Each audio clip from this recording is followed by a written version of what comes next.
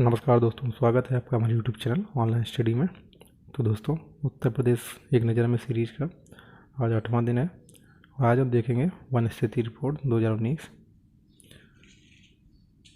तो दोस्तों, अगर आपको इसका इसकी PDF चाहिए तो हमारे टेलीग्राम चैनल पर ज्वाइन कर लीजिए और अब आप हमसे इंस्टाग्राम पर भी जुड़ सकते हैं। दोनों लिंक मैंने डिस्क्रिप्शन में दे रखे हैं। और वीडियो का पसंद आए तो दोस्तों के साथ शेयर जरूर करना है और सब्सक्राइब जरूर कर लेना है। तो चलिए अब और आपका समय बर्बाद करते हुए शुरू करते हैं। तो दोस्तों, अब हम पढ़ते हैं वन स्थिति रिपोर्ट।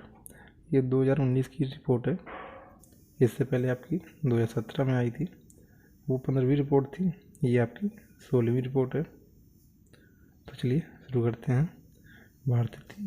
भारत वन स्थिति रिपोर्ट एक द्विवार्षिक रिपोर्ट है। द्विवार्षिक रिपोर्ट का मतलब है ये 2 वर्ष में एक बार आती है, जिसको forest survey of India FSI Dehradun के द्वारा तैयार किया जाता है। 1987 से अब तक भारत वन स्थिति पर 16 आकलन प्रस्तुत किए जा चुके हैं। 16 आकलन मतलब 16 रिपोर्ट प्रस्तुत किए जा चुके हैं। IFSR 2019 इस श्रृंखला की 16वीं रिपोर्ट है। अब जो अगली रिपोर्ट आएगी वो आएगी 2021 तक, यानी कि अब 2020 तक जितने भी एग्ज़ाम होंगे उसमें आपको यही काम आएगी। अच्छा, 15वीं रिपोर्ट जो आई थी वो 2017 में जारी की गई थी। पहली बार वनावरण मैपिंग हेतु रिसोर्स सेट 2 से प्राप्त आर्थो रेक्टिफाइड सैटेलाइट आंकड़ों का प्रयोग किया गया है। मतलब कि जो वनावरण की मैपिंग की गई है वो रिसोर्स सेट 2 से जो आंकड़े प्राप्त हुए हैं उनके द्वारा की गई है।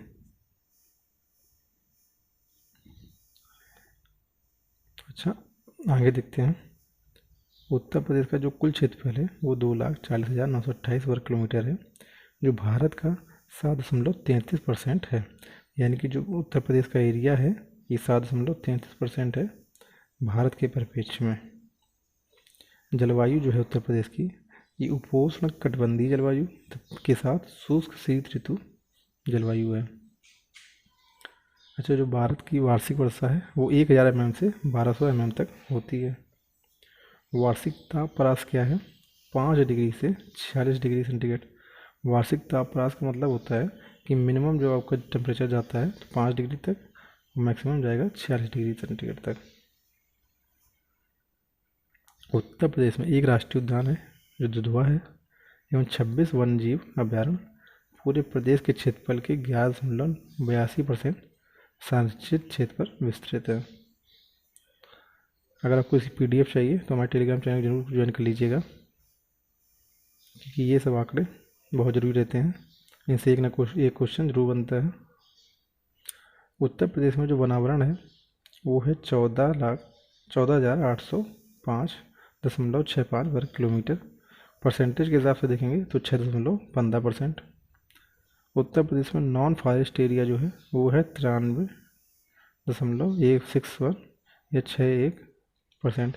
देखिए, ये हो गया वो वनावरण क्षेत्र, और इससे इसको -100 से माइनस कर देंगे तो आ जाएगा नॉन फॉरेस्ट एरिया। तो ये हो गया आपका 93.61%।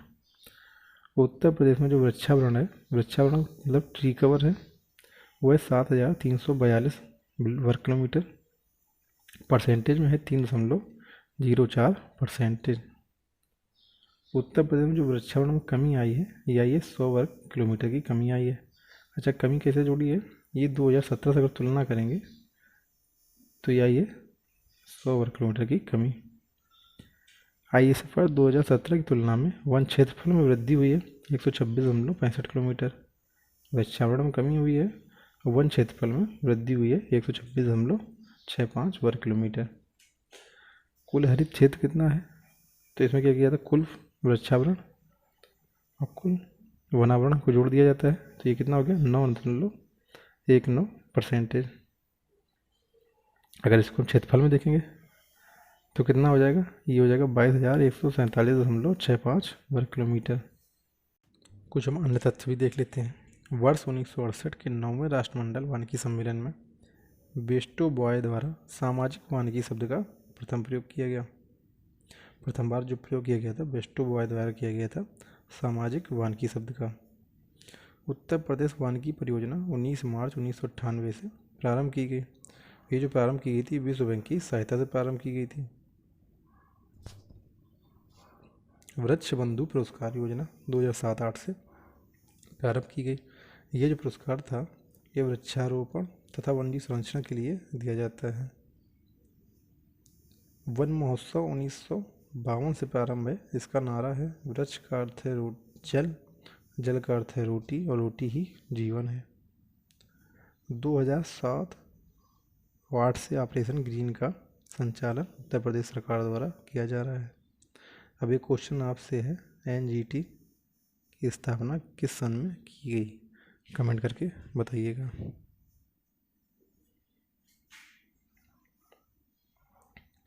फिर वनों पर आधारित उत्तर प्रदेश के कुछ प्रमुख उद्योग हैं।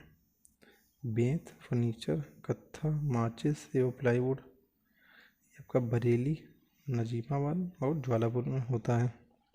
कागज़ का जो प्रमुख केंद्र है वो सहारनपुर है और सहारनपुर आपका उत्तर दिशा में पड़ता है।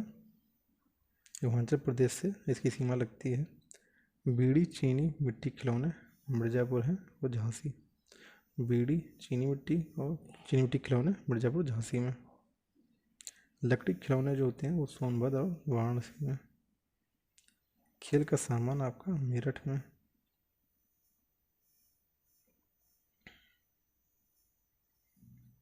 राष्ट्रीय चंबल वन्य विहार योजना में उत्तर प्रदेश, मध्य प्रदेश तथा राजस्थान राज्य सम्मिलित हैं। जो चंबल विहार वन्य विहार योजना है उसमें उत्तर प्रदेश, मध्य प्रदेश और राजस्थान राज्य सम्मिलित हैं।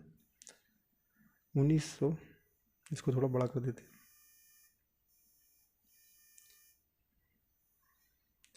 वर्ष 1935 में देहरादून में मोतीचूर वन्यजीव विहार, इसको राजा जी राष्ट्रीय उद्यान भी कहते हैं, की स्थापना की गई। कब? 1935 में। कहाँ पे? देहरादून में। क्या नाम से? मोतीचूर वन्यजीव विहार।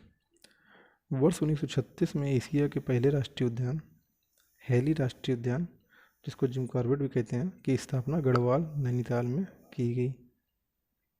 वर्ष 1956 में देश में सर्वप्रथम उत्तर प्रदेश में ही वन्य जीव परीक्षण संगठन की स्थापना की गई। राज्य पक्षी सारस इस समय संकटग्रस्त श्रेणी में है। संपूर्ण विश्व के कुल सारसों का 40% उत्तर प्रदेश में मिलते हैं। ये जो अपना राज्य पक्षी सारस है ये 40% उत्तर प्रदेश में ही मिलता है और ये संपूर्ण विश्व का है। 40% उत्तर प्रदेश में मिलता है। प्रदेश में गिद्ध संकटग्रस्त श्रेणी में है। गंगा डॉल्फिन को राष्ट्रीय जलजीव घोषित किया गया है। जैसे राष्ट्रीय पशु है वैसे ही राष्ट्रीय जलजीव है डॉल्फिन। ये इलाहाबाद से मिर्ज़ापुर तक अधिक संख्या में मिलती है। एटा के पटना पक्षी विहार को अभ्यारण्य घोषित कर दिया गया है। काले हिरण का प्रदेश में संरक्षण किया जा रहा है। अलीगढ़ के गभाना क्षेत्र व इलाहाबाद के मेजा कुरवा क्षेत्र में अधिक मामले मिलते हैं। प्रदेश में सर्वाधिक काले हिरण जो हैं वो गभाना क्षेत्र अलीगढ़ में मिलते हैं। मतलब सबसे ज़्यादा जो काले हिरण हैं वो अलीगढ़ में आपके मिलते हैं। उत्तर प्रदेश में 1 राष्ट्रीय उद्यान, 2 टाइगर रिजर्व, 2 प्राणी उद्यान और 11 वन्यजीव विहार और 13 पक्षी विहार हैं। कानपुर और लखनऊ में प्राणी उद्यान की स्थापना की गई है। प्राणी उद्यान का मतलब होता है चिड़ियाघर। एक और प्राणी उद्यान ये अशफाक उल्ला खान प्राणी उद्यान गोरखपुर में स्थापित किया जा रहा है। कानपुर और लखनऊ में प्राणी उद्यान की स्थापना की गई। एक और प्राणी उद्यान गोरखपुर में स्थापित किया जा रहा है जिसका नाम क्या है? अशफाक उल्ला खान प्राणी उद्यान।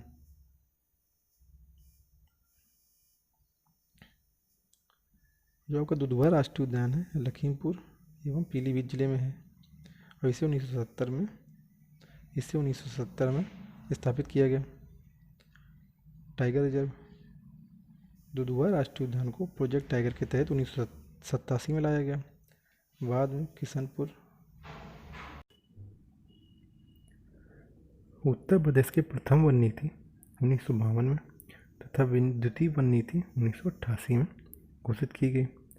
प्रदेश में सामाजिक वानिकी योजना 1976 में शुरू की गई। सर्वाधिक वन क्षेत्रफल वाले जिले सोनभद्र, लखीमपुर खीरी और मिर्ज़ापुर हैं। ये क्षेत्रफल की दृष्टि से हैं। न्यूनतम क्षेत्रफल वाले ज़िले संत रविदास नगर, संत कबीर नगर और मऊ हैं। अब 1% वाले ज़िले देख लेते हैं। सर्वाधिक 1% वाले ज़िले ये सोनभद्र, चंदौली और मिर्ज़ापुर। 1 क्षेत्रफल वाले ज़िले हैं सोनभद्र, लखीमपुर खीरी, मिर्ज़ापुर। इसमें सोनभद्र तो सेम है, सोनभद्र दोनों में सेम है, लेकिन यहाँ लखीमपुर खीरी की जगह क्या हो गया, चंदौली। तो ये आपको याद रखना है कि आपसे 1% पूछा गया है कि 1 क्षेत्रफल। केवल यहाँ पे लखीमपुर खीरी की जगह हो जाएगा चंदौली और मिर्ज़ापुर सेम जगह पर रहेगा। न्यूनतम 1% वाले ज़िले हैं संत रविदास नगर, मैनपुरी और संत कबीर नगर। इसमें भी देखिए संत रविदास नगर, इसमें भी संत रविदास नगर। ये संत कबीर नगर की जगह हो गया है आपका मैनपुरी और मऊ की जगह हो गया है संत कबीर नगर। लखीमपुर खीरी जिले में अति सघन वन क्षेत्र का सर्वाधिक क्षेत्रफल है। तो दोस्तों आज का वीडियो कैसा लगा कमेंट करके ज़रूर बताइएगा, और अगर पसंद आए तो शेयर ज़रूर करिएगा। अगर इतना आप पढ़ लेते हैं तो मुझे नहीं लगता अब इससे अलावा आपका कोई क्वेश्चन बनेगा।